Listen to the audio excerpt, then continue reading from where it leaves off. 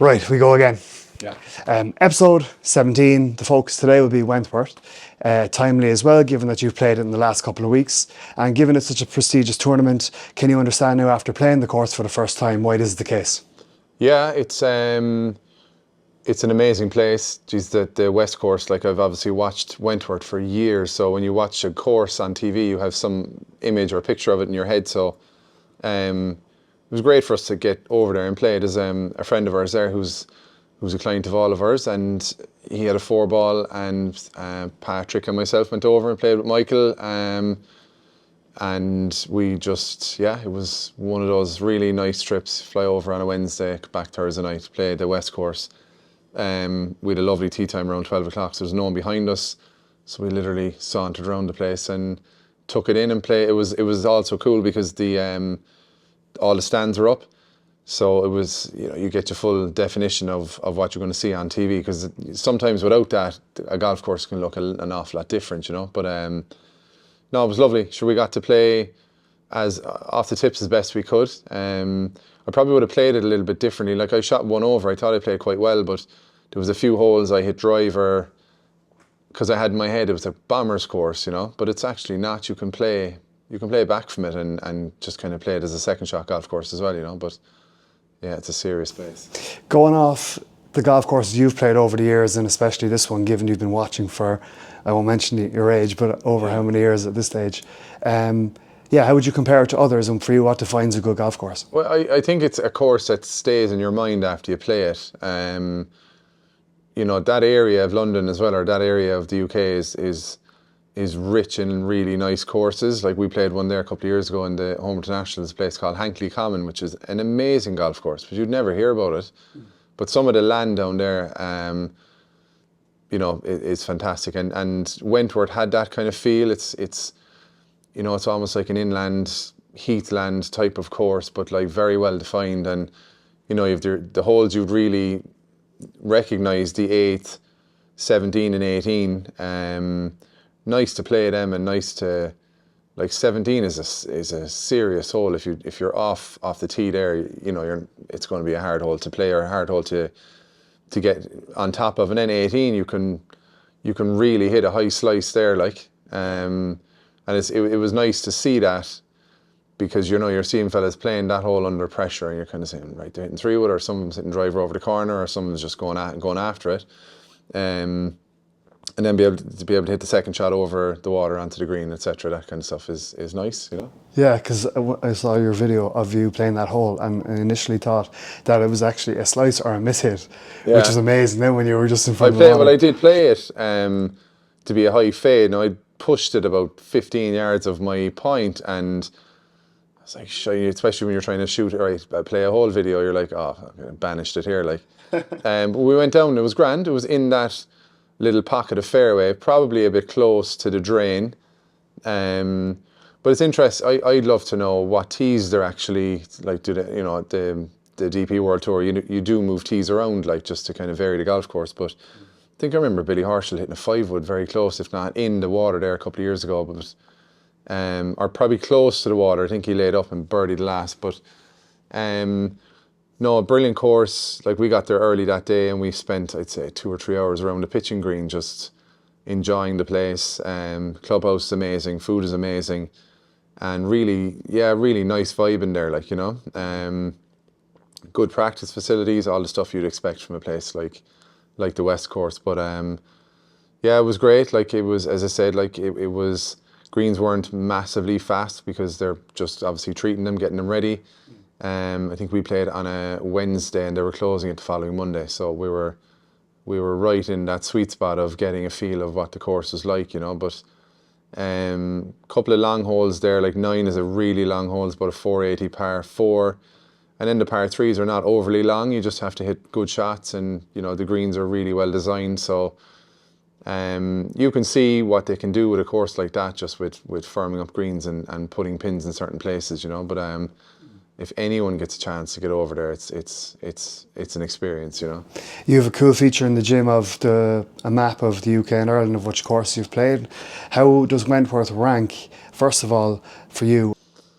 Yeah, that question takes a kind of a while for me, because I always, when I get asked, it's places like the Old Head, Portrush, they spring to my mind. I love Mount Juliet as well as a golf course, and Wentworth is there as well now, because I suppose what makes you remember a golf course, like you want to go back and play it. I would have loved to play that again the following morning, where sometimes you play a place and you go, that was lovely, and that's ticked off. But I would have loved to play it again, because I would have played it differently, and I would have liked to see what I could shoot, having a different strategy on it, Yeah. Yeah, geez, it's right up there for sure. So when you say you would have played it differently, is that in relation to it not necessarily being the Bombers course you thought it was? It is and it isn't. Like, I played 17 and 18 really well. I don't try not to draw my driver. I don't like drawing my driver, but I hit this tee shot at 17 like right up the left side. And it worked out perfectly, because the fairway cambers from left to right.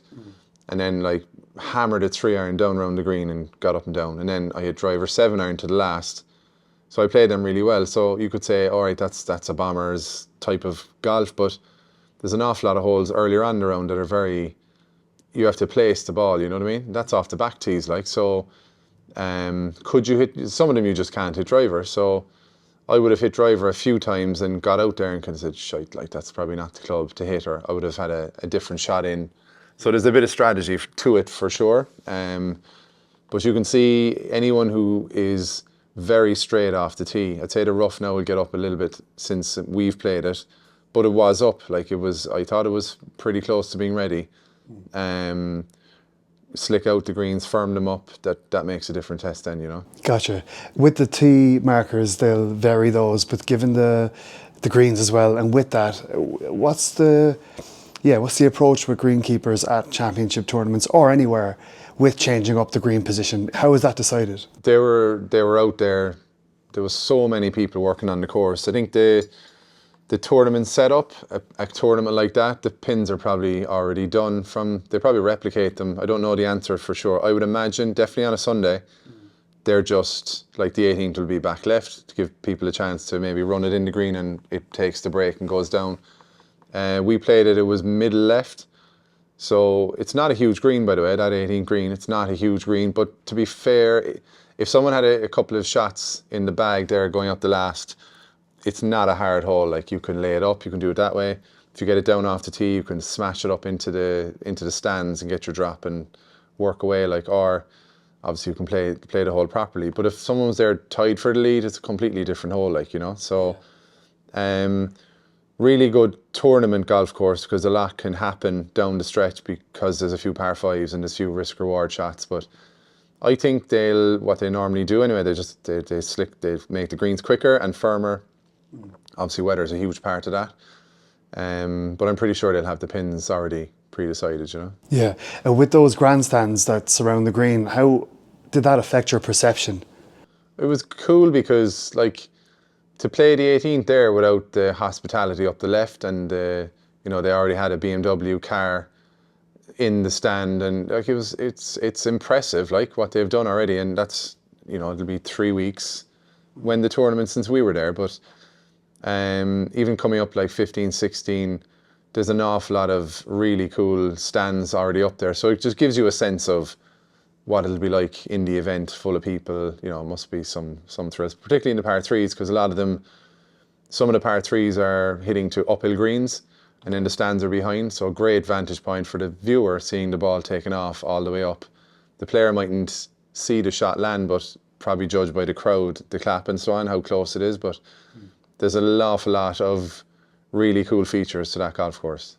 Looking into past winners, and again, just my interest was stoked when I saw there was the one that Ryan Fox won last year. But you now knowing the course, is there any player that stands out who the smart money might be on, given their style of play? When I was playing it, I'm like, right, I can see why Lowry does so well around here, because there are some short game demands for sure, because the greens are kind of small. So if you are not even short-sighted, that you have to have a good pair of hands to hit some good shots, particularly when the greens are firm. And he hits it so straight off the tee, and he's playing well, and he loves the place apparently. So plus I'd love to see him win there. You know what I mean? I think he won before. No, 2014, did he? I think. Did he win there? Yeah. He certainly is a lot of. He did win there, didn't he? Yeah. So it and Rory, like again, you're looking at a player like Rory. If he, depending on setup, how that's set up with high ball flight, etc. Good wedge game. Yeah, I kind of stick with Lowry, to be honest. Oh, check that out. Okay. And for you, we have the North of Ireland coming up. Yeah. How are you feeling right now? What are your thoughts? Yeah. North next week, Wednesday, Thursday, Friday, all on the Dunluce course, just because they're doing work to the Valley course. So that's what an opportunity to play Portrush in a competitive environment for 4 rounds. So game's in good shape. Yeah. Played nicely at the weekend at my own home club, and had a win a few weeks ago. It would be when the North was a match play event. I think I lost in the semi-final and final before. Like so. I'd love to win. Portrush is my favourite place. Like, so I'm just really looking forward to it. Very good. And lastly, the Irish Open. Have you any standout memories, given that it's this weekend, if I'm correct? Yeah. Any standout memories from the Irish Open that come to mind when you just hear that?